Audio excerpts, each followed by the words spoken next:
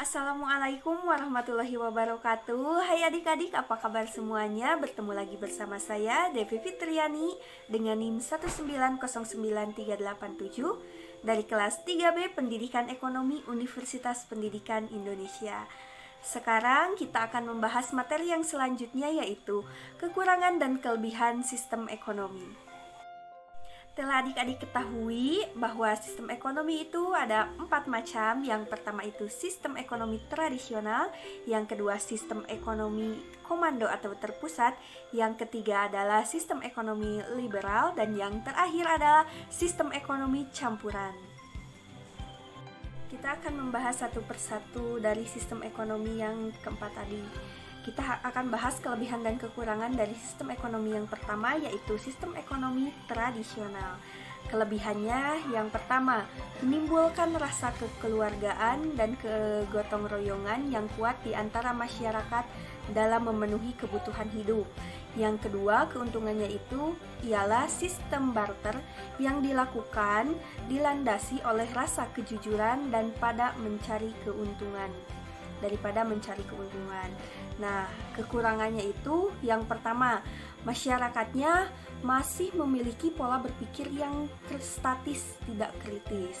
Dan yang kedua, kekurangannya itu ialah hasil produksi yang terbatas karena hanya bergantung pada faktor produksi yang tersedia di alam dan tenaga kerja yang apa adanya. Nah, materi yang selanjutnya atau yang kedua, kita akan membahas kelebihan dan kekurangan dari sistem ekonomi komando atau terpusat. Di sini kelebihannya itu ada 4. Yang pertama itu pemerintah dapat melakukan pengawasan dan pengendalian dengan mudah terhadap kegiatan ekonomi yang dilakukan. Nah, karena di sini pemerintah yang melakukan pengawasannya, maka pemerintah itu dapat mengendalikan sistem ekonomi yang dilakukan itu sangat mudah sekali karena tidak campur tangan orang lain. Yang kedua itu pemerintah bertanggung jawab sepenuhnya terhadap semua kegiatan ekonomi. Nah, karena di sini pemerintah yang mengatur seluruhnya, maka pemerintah juga yang bertanggung jawab sepenuhnya atas kegiatan ekonomi yang dilakukan. Dan yang ketiga, relatif mudah dalam melakukan distribusi pendapatan. Karena di sini pemerintah yang melakukan semuanya, maka mudah sekali bagi pemerintah untuk mendapatkan distribusi pendapatan. Dan poin yang terakhir ialah jarang terjadinya krisis ekonomi karena kegiatan ekonomi ini direncanakan oleh pemerintah. Jadi jarang sekali mengalami krisis ekonomi.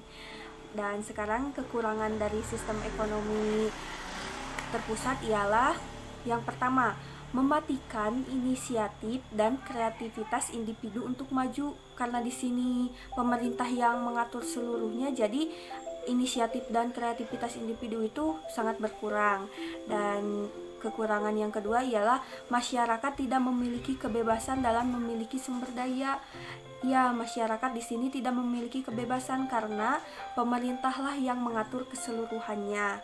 Dan kekurangan yang terakhir ialah pemerintah bersifat paternalistik atau artinya itu aturan yang ditetapkan oleh pemerintah semuanya benar dan harus ditepati. Materi yang selanjutnya yang kita bahas ialah materi dari kelebihan kekurangan sistem ekonomi liberal. Kelebihan yang pertama ialah menumbuhkan inisiatif kreativitas masyarakat dalam mengatur kegiatan ekonomi. Yang kedua, timbulnya persaingan yang mendorong kemajuan usaha karena kegiatan ekonomi sepenuhnya diserahkan kepada masyarakat. Yang terakhir ialah setiap individu bebas memiliki sumber daya produksi. Nah, di sini kita bisa melihatnya bahwa sistem ekonomi liberal itu bisa kebalikan dari sistem ekonomi terpusat. Kekurangannya ialah yang pertama, sulit melakukan pemerataan pendapat, dan yang kedua, adanya eksploitasi golongan pekerja oleh pemilik modal atau sumber daya produksi, dan yang terakhir, munculnya praktik dalam kegiatan ekonomi yang tidak jujur karena mengejar keuntungan yang besar. Materi yang terakhir yang kita bahas itu ialah kelebihan dan kekurangan dari sistem ekonomi campuran. Yang pertama itu adanya sektor ekonomi yang dikuasai oleh pemerintah yang bertujuan untuk kepentingan masyarakat. Yang kedua, adanya hak individu atau swasta yang diakui jelas oleh pemerintah. Yang terakhir ialah harga yang lebih mudah untuk dikendalikan. Kekurangannya itu hanya satu, ialah munculnya KKN. Apa itu KKN? Yang KKN itu ialah korupsi, kolusi, dan nepotisme dalam pemerintah. Karena banyak sektor-sektor pemerintah yang produksinya lebih menguntungkan dari pihak pemerintah, maka bisa mengundang terjadinya korupsi, kolusi, dan nepotisme. Sedangkan pengawasan yang dilakukan pemerintah itu sangat minim, jadilah terjadinya KKN. Sekian materi yang dapat saya jelaskan, semoga dapat dimengerti oleh kita semua. Saya Devi Fitriani dengan NIM 1909387 dari kelas 3B Pendidikan Ekonomi Universitas Pendidikan Indonesia. Pamit undur diri. Wassalamualaikum warahmatullahi wabarakatuh.